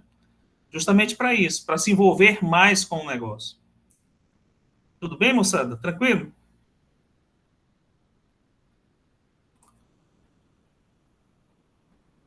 E aí a gente chega no que é negócio, né? A gente estava falando de oportunidade. Agora a gente vai falar de negócio, né? A definição do negócio, ele passa por esses 3 questionamentos iniciais, né? O que é que eu faço como empresa? Para quem é que eu faço, né? E como é que eu faço, não é isso? Certo? Então, assim, se eu não tenho clareza sobre isso, fica difícil entender o que é o meu negócio, não é isso? Fica difícil entender, por exemplo, lembra do exemplo do smartphone, não é isso? Fica difícil entender quais são as fronteiras que eu tenho ali, né? Eu não sei se aquilo é entretenimento, se aquilo é jogo, se aquilo é telecomunicação, se aquilo é educação, se aquilo é um computador de bolso, ou seja, assim, fica difícil a estratégia de atuação, né? Então, assim, eu preciso entender quais são as fronteiras desse meu negócio. Como empreendedor, eu preciso entender o que é o meu empreendimento, né? Então, o que é a minha empresa, o que ela faz, qual é o meu cliente, para quem eu existo, e como é que eu vou fazer isso? Como é que eu vou entregar esse valor? Não é isso? Certo? Então, dentro desse conceito, eu preciso ter uma ferramenta para analisar isso. Quer comentar, Daniela? Professor, tá me ouvindo? Sim. É porque assim. Eu não estou conseguindo te ouvir direito, me perdoe. Meu áudio mesmo. Melhorou? Sim. É porque às vezes a gente vê algumas pessoas trabalhando em determinados negócios e a gente está vendo que a pessoa não tem perfil para aquilo, sabe? Pessoas que trabalham com público, principalmente, pessoa não tem paciência, a pessoa não tem... Então, como estamos discutindo, né? Aquele jogo de cintura para lidar com o cliente. Nem tudo que a gente acha bacana vai ser para a gente, né? Sim. Então, isso é muito importante, né? Assim, da gente, de repente, querer ser empreendedor em qualquer área que seja. Então, deixa eu entender o que você está querendo dizer. Eu não estou conseguindo te ouvir direito, mas eu vou ver se eu conseguir captar o que é que você quer dizer. Então, quando você diz, ou se esse empreendimento é para nós, significa dizer que é o que eu sou vocacionado para fazer no que se refere àquele empreendimento, correto? Exatamente. Seria mais ou menos isso? Exatamente, porque aí, no fim, você acaba, é como um emprego, né? Uma profissão que você escolhe. Você escolhe a profissão errada, você fica frustrado o resto da vida, ou muda, né?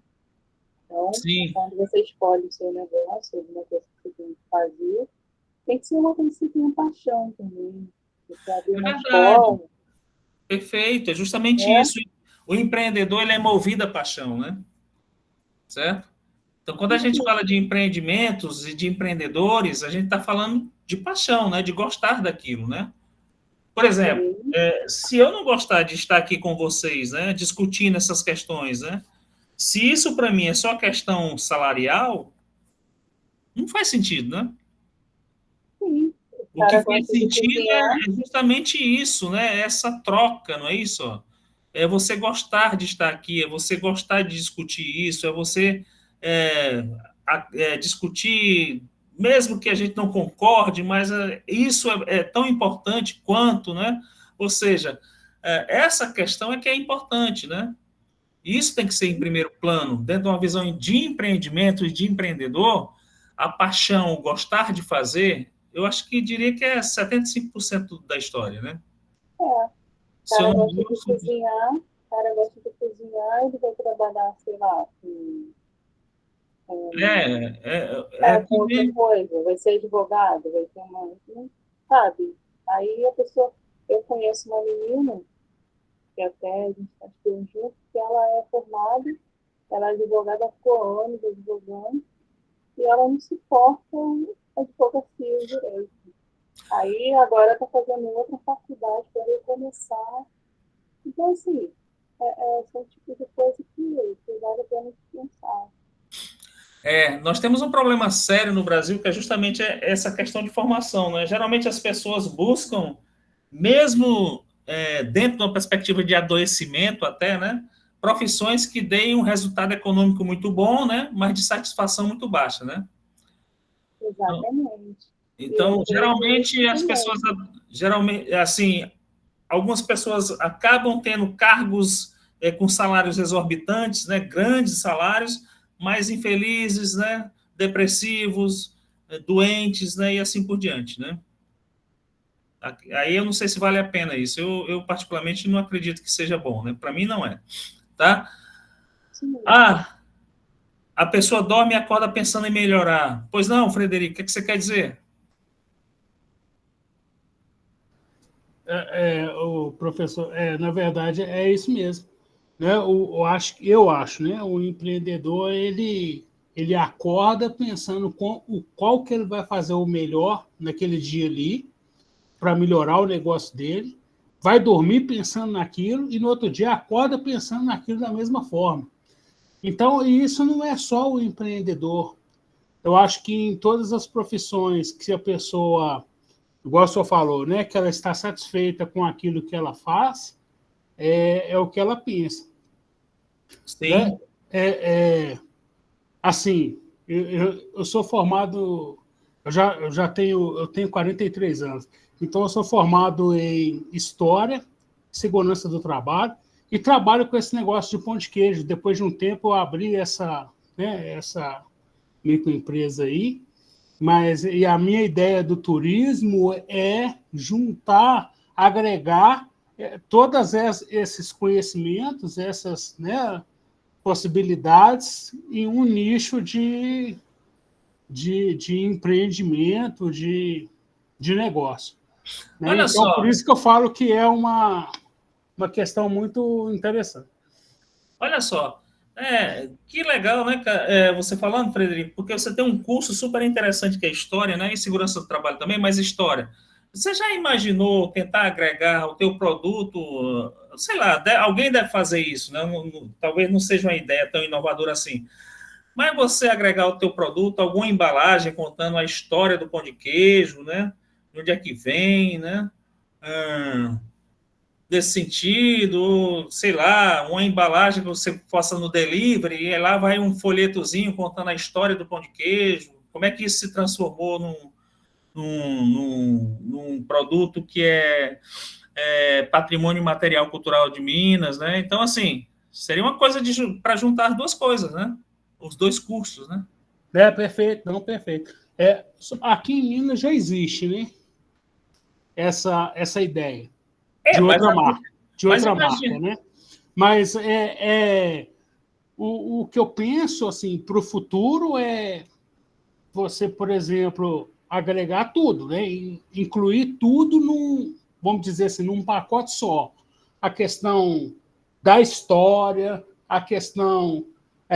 outro dia, aqui mesmo no curso, eu vi num projeto de extensão que nós estávamos fazendo, a questão da segurança do trabalho no turismo, segurança no turismo, né? Segurança do trabalho no turismo, questão de acessibilidade. Então, eu acho que tem uma gama enorme de possibilidades para agregar todos esses conhecimentos aí numa questão só. E aí, né, no futuro, acho que a ideia está nascendo, vai dar certo. Deixa eu te perguntar uma coisa, Frederico. Você tem um ponto de venda físico ou como é que você trabalha? Eu tenho. Eu comecei assim, porque, na verdade, esse não é a minha fonte de renda principal. Eu tenho outro trabalho, da segurança do trabalho, da questão da história e tudo mais. Mas aí eu comecei porta a porta, vendendo, eu falava, vou pegar aqui, vendi ali e tal, e aí surgiu a necessidade do ponto físico, né? Certo. Interessante. Começa a pensar nisso, né? De agregar valor a partir desses conceitos que você já conhece de história, né? De segurança do trabalho. Eu acho que é um caminho interessante. Perfeito. Então, gente, olha só. E aí, no que se refere à definição do negócio, lembra do conceito do ortobon, mais uma vez, né? A gente tem que, no nosso caso aqui, a gente está formulando um negócio a partir de 3 conceitos chaves, né? Necessidades, clientes e know-how, né? Ou seja, conhecimento, não é isso? Sobre aquilo, né? Tá? Então, assim, quanto mais eu entendo as possíveis necessidades do cliente, né? Quais são os meus possíveis clientes, né? E como atender isso a partir do meu conhecimento, né? Possíveis formas de atender isso, né? Mas eu estou migrando para entender, né? Como é que eu posso formular um bom negócio ou uma oportunidade de negócio, uma definição do que é o meu negócio. Lembram que a gente precisa ampliar o conceito do negócio, né? Então, assim, o pão de queijo do Frederico não é só um pão de queijo, ele tem um pão de queijo que tem um valor histórico, não é isso? Que ele tem um valor que está focado na tradição de Minas, não é isso? Ele tem um valor que está focado em algum aspecto cultural, né? Então, estão percebendo? A gente vai aumentando o que é esse conceito do que pode ser o possível negócio, não é isso? Levando em consideração a confluência desses conceitos aí, né? Necessidade, conhecimento e clientes, não é isso? Quanto mais eu vou agregando possíveis necessidades dos clientes que a priori não estariam ali, né? O que é que tem que ter um pão de queijo? Né? Tem que ter um sabor maravilhoso, não é isso? Tem que estar bem crocante, não sei, né? Tem que estar quentinho, né? Mas, além disso, o que é que ele pode ter? Né? Quais são as possíveis necessidades que um cliente pode ter quando ele come um pão de queijo? Né? O que é que ele pode pensar? Ele resgata uma questão emocional da infância dele, da família dele. Memórias. Né? tem uma experiência ali que vai além do produto do pão de queijo. Então, é isso aí, né? Ó, tentar ampliar essas questões. Percebeu aí qual é a ideia? Tudo bem? Então, é isso, né, moçada? É a gente tentar entender e definir um negócio a partir do que a empresa faz, para quem ela faz e como ela faz. Então, assim, o que a empresa faz é atender uma necessidade. Para quem ela faz é o meu cliente, né? E como ela faz é que tipo de conhecimento eu coloco ali para entregar o maior valor, né? O maior valor para o cliente, né? Ah, essa questão do encantar é maravilhoso, né? Esse termo aí é interessante, né? Porque às vezes as pessoas não entendem esse termo, né? Tá? Encantar o cliente é você entregar um valor além do que ele está habituado, não é isso? Certo? Só que eu preciso entender o quanto eu preciso entregar. Porque se eu entregar demais, né? Da próxima vez ele vai querer mais, né? Se eu entregar de menos, eu não encanto, né? Então, esse equilíbrio de perceber o quanto eu preciso entregar é que é o X da questão. Certo? Tudo bem, moçada? Alguém quer comentar alguma coisa sobre a aula de hoje? Muito boa. Edmar, você quer comentar alguma coisa? Certo. Sim, professor. Em primeiro lugar, agradeço a Deus por uma aula muito boa, aprendendo cada dia que eu estou aprendendo, vendo a sua aula, estou aprendendo cada vez mais, desenvolvendo mais raciocínio humano, lógico, e aprendendo um pouco, aprendendo mais aquilo que eu não sabia. Hoje, o empreendedorismo, ele é uma das pontes mais ricas para quem quer, hoje em dia, ser um fornecedor e para a pessoa que quer ser um trabalho digno para trabalhar dentro da própria área. É uma das metas que sempre eu desejei e agora eu quero valorizar a minha própria dignidade. E obrigado, boa noite. Saiu do ar.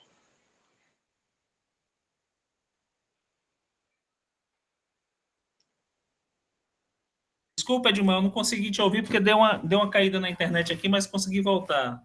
Me perdoe. Certo. Porque, em primeiro lugar, eu agradeço a Deus, agradeço a vocês, cada um que estão aqui nessa aula, e dizer que o empreendedorismo, para mim, está sendo, para mim, uma das maiores experiências vividas em toda a minha juventude até o dia de hoje, que eu estou aprendendo o que eu não sabia, estou aprendendo o saber do próprio interesse pela profissão, para poder mais na frente eu botar um negócio e me lembrar sempre das suas aulas de cada palavra, de cada um pedacinho da inteligência de cada um dos meus amigos, para poder colocar em frente e não abaixar a cabeça, sempre com a cabeça erguida para cima e dizendo: obrigado, Senhor, por tudo, pela minha própria aprendizagem. E obrigado. Obrigado, Edmar. Muito obrigado, meu querido. Ismael, você quer comentar alguma coisa?